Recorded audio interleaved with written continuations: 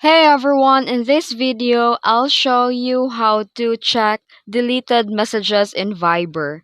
Let's get started. So, first, let's try it out. I'll send the message to someone just like this. And now if I delete my message, I'll get a notification saying that it was deleted. So, is it possible to view the deleted message? Let's find out.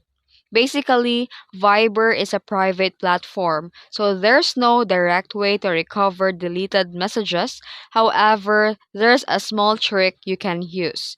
If your Viber notifications are turned on, you might still see the preview of the deleted messages in your notification banner before it disappears. So when someone sends you a message and deletes it right away, try checking your notifications. You may still catch a glimpse of the original text there.